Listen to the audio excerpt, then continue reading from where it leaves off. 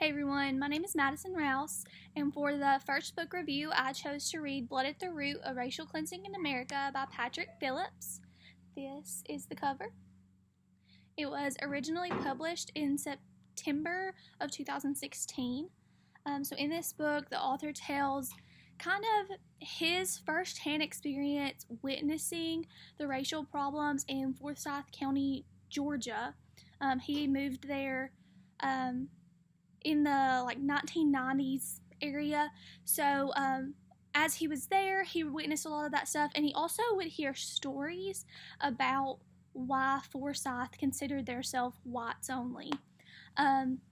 So one of the stories he hears is about a girl who was found beaten and raped and stuff, and they publicly lynched one of the suspects.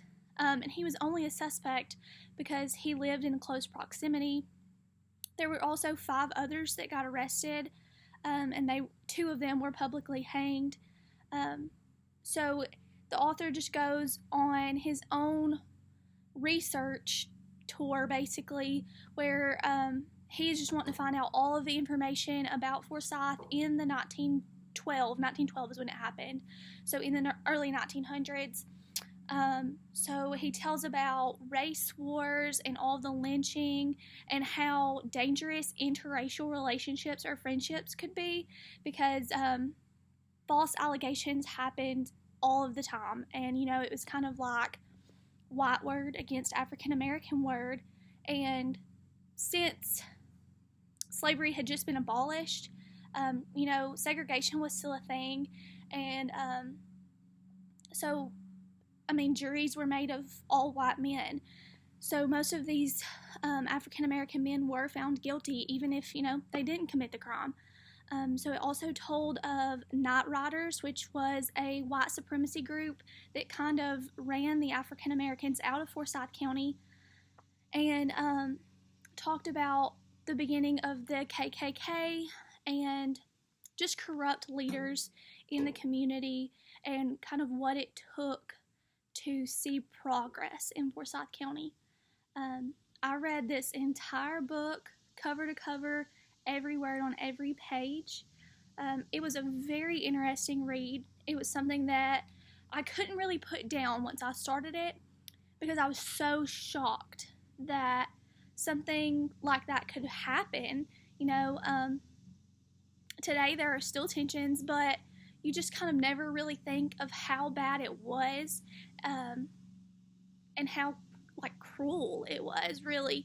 So I would say the most interesting part of the book is just really the whole story is just extremely interesting, but it kind of tells his perspective from 2015-ish and tells what he experienced because he was actually, his family was part of one of the peace marches. So I just thought that was really cool. It gave his firsthand experience. I just thought that was super interesting. Also, my least favorite part of the book was the pictures. There were several pictures in the book, and while they do kind of help you guide your mental image of the storyline, some of them are pretty gruesome.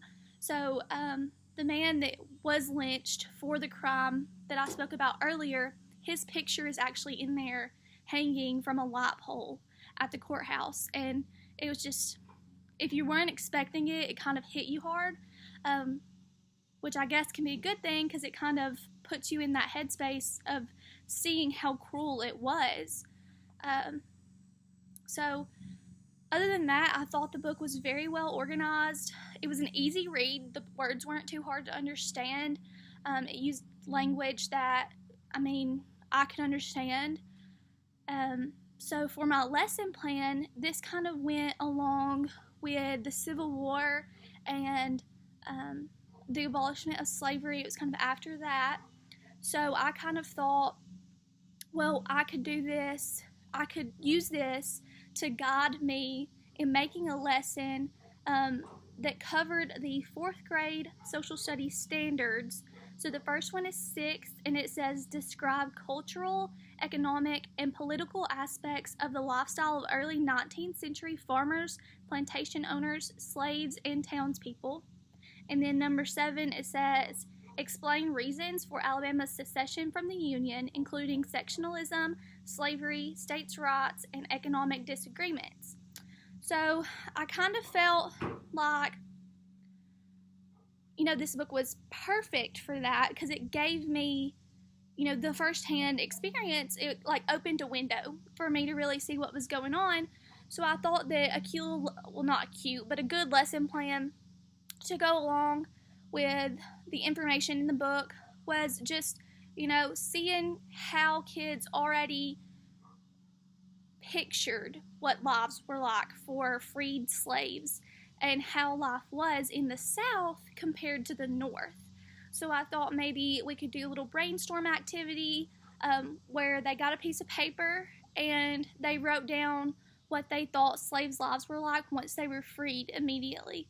And so what they do is they ball that up and then throw it on the floor, and it's called snowballing. And then each child picks up somebody else's paper, and they kind of go off that. And I felt like that would be a good window for a group discussion about the topic. Then you could go on and show informational videos and stuff like that. So I really enjoyed this book. I highly recommend it. It was, like I said, it didn't take me too long to read it, maybe 3 days. And like I said, I just couldn't put it down. It was just very interesting. I was really drawn in, and the author has a great writing style. I absolutely loved it. So I would highly recommend it, and that's what I have decided to do my book review on this time. So thanks.